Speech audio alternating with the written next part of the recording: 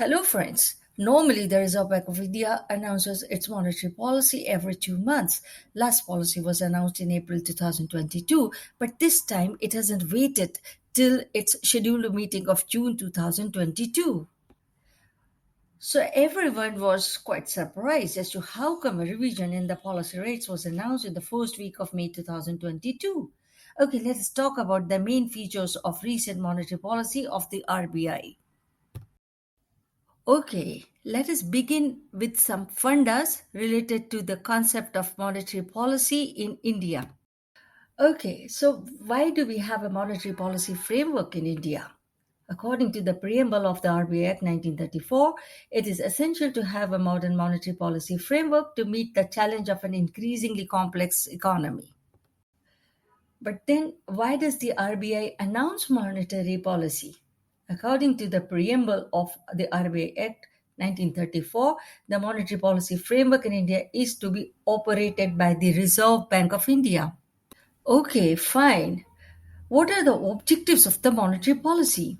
The primary objective of the monetary policy is to maintain price stability while keeping in mind the objective of growth. The Reserve Bank of India has to organize at least 4 meetings of the Monetary Policy Committee to decide what actions should be taken in order to achieve the monetary policy objectives in India. But then, how do we know when the MPC of the RBI shall meet in the financial year 2022-23? The RBI has to publish meeting schedule of the MPC to be held in a financial year at least 1 week before the first meeting of that year. Okay, here is the schedule of the meetings of the Monetary Policy Committee starting from April 2022. It is going to meet every next 2 months during the year. However, as per the Act, the RBI can change the meeting schedule in two circumstances. One, by way of a decision taken at a prior meeting of the MPC, or if, in the opinion of the governor, an additional meeting is required. We now know why the Monetary Policy Committee meeting of May 4, 2022 has been called a surprise meeting. We would like to know what major decisions were taken during this meeting. Firstly, the RBI raised the repo rate from 4% to 4.4%. Repo rate is the rate at which the commercial banks borrow money from the RBI under the liquidity adjustment facility. Consequently, the standing deposit facility rate has been increased from 3.75% to 4.15%. Under the standing deposit facility, the banks can place deposits with the RBI on an overnight basis. The MSF and the bank rate both were raised to 4.65%.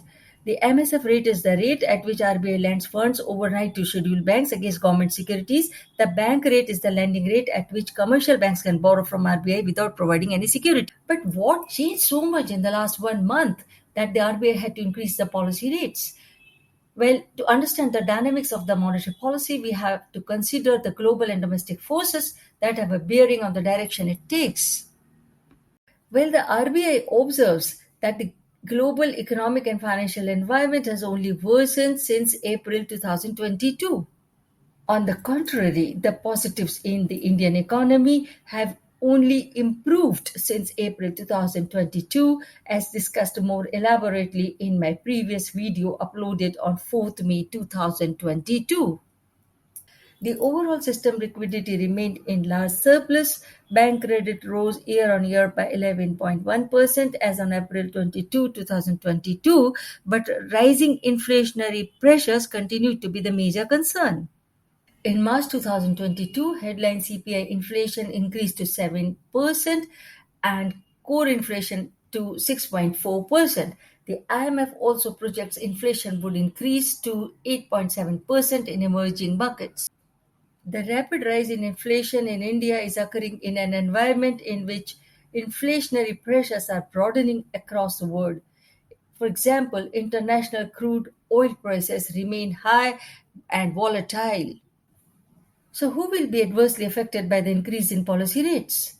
Well, those who have taken or plan to take loans to finance part of their operational expenses or buy plant property and equipment, as the banks will increase lending rates. And those who have or wish to put their surplus money in the fixed deposits are likely to benefit from the increase in policy rates, as banks may eventually raise the interest rates on the fixed deposits. Still, striking balance between growth and keeping inflation under control is a tough task. The RBI is hoping to suck the excess liquidity from the financial system, but it may have to be careful that the rising interest rates may not further aggravate the already stressed out industrial input costs.